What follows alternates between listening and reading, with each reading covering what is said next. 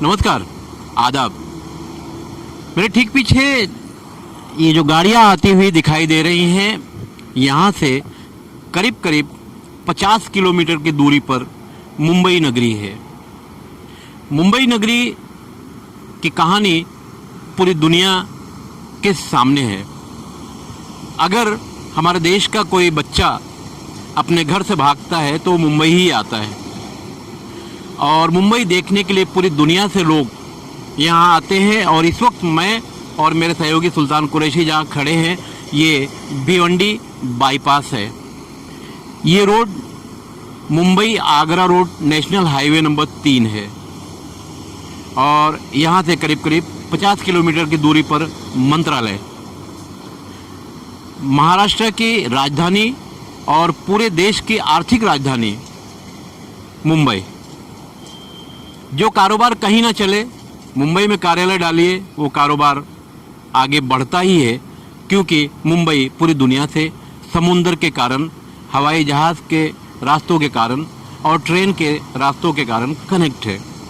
इसी मुंबई से एक बड़ी खबर उठी है। सचिन वाजे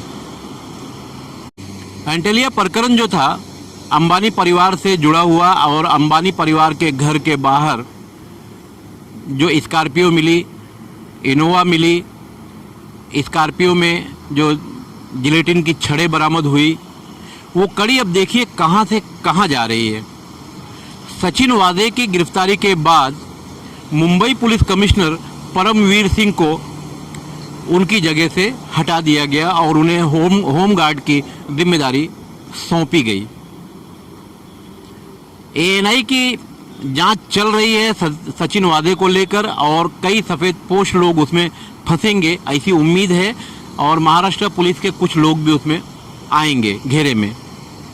ये अलग बात है, मगर मुंबई के पूर्व पुलिस कमिश्नर परमवीर सिंह ने मुंबई के यानी महाराष्ट्र के गृह मंत्री अनिल देशमुख के ऊपर जो आरोप लगाया है, अपना एक लिखित पत्र देकर मुख्यमंत्री उद्धव ठाकरे को, कि उद्धव ठाकरे को दिए गए पत्र के अनुसार अनिल देशमुख ने सचिन वाजे से ये कहा था कि 100 करोड़ रुपया महीना जमा किया जाए और मुझे दिया जाए।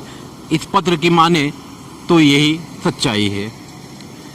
परमवीर सिंह इससे पहले ये आरोप क्यों नहीं लगा पाए? होमगार्ड की जिम्मेदारी उन्हें दे दी गई, तो ये आरोप इन्होंने क्यों लगाया?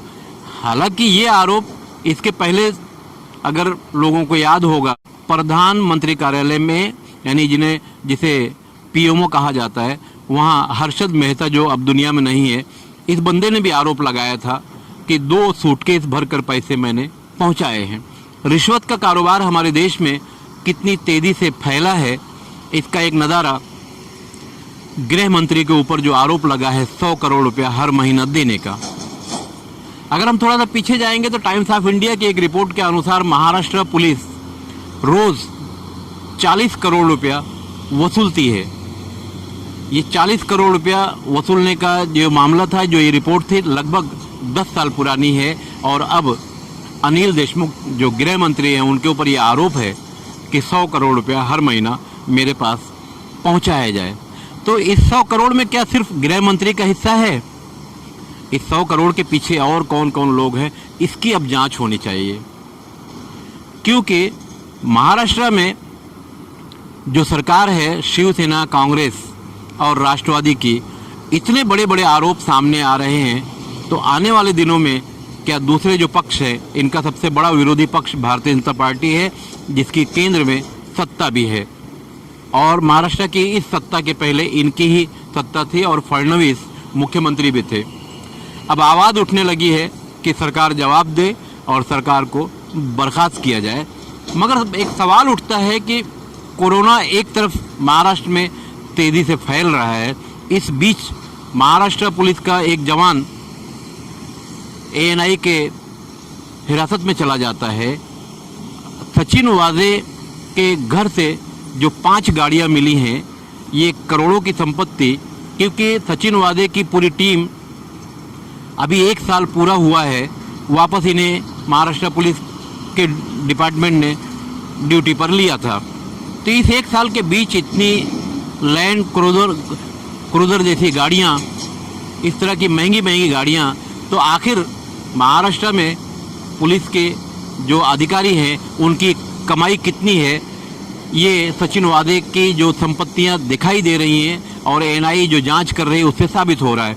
मगर उसमें सबसे बड़ा जो आरोप लग गया, क्योंकि पूर्व मुंबई पुलिस कमिश्नर परमवीर सिंह का ये जो आरोप है 100 करोड़ गृह मंत्रालय को चाहिए, तो ये आरोप नया तो नहीं है मगर ये आरोप बहुत बड़ा है।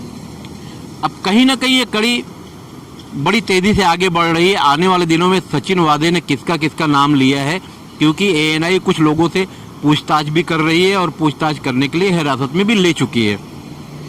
तो इसमें कई सफ़ेद पोश फंसेंगे और वर्दी वाले भी फंसेंगे। यानी वर्दी का, खाकी और खादी का ये जो कारोबार चल रहा है, एक तरफ महाराष्ट्र में जनता कोविड को लेकर परेशान है, भूखे मरने के हालात दिन ब दिन बढ़ते चले जा रहे हैं।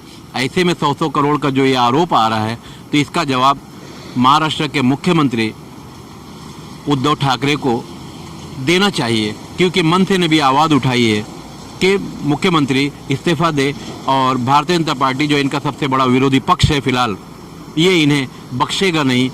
तो आखिर फिर सवाल वहीं आ जाता है कि एएनआई की जो जांच 25 मार्च तक सचिन वादे को लेकर चल रही है, सचिन वादे को एएनआई की हिरासत में भेजा गया है।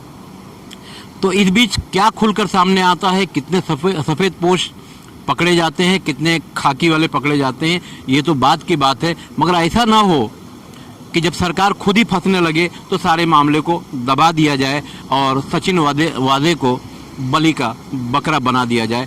मैं सुल्तान कुरैशी के साथ खान फखरे आलम। हमारे चैनल पर जो भी खबरें दिखाई जा रही हैं वो सही हैं, अच्छी हैं और शहर के हित के लिए हैं। तो आप हमारा चैनल सब्सक्राइब भी कर सकते हैं यूट्यूब पर जाकर, भारत शक्ति समाचार।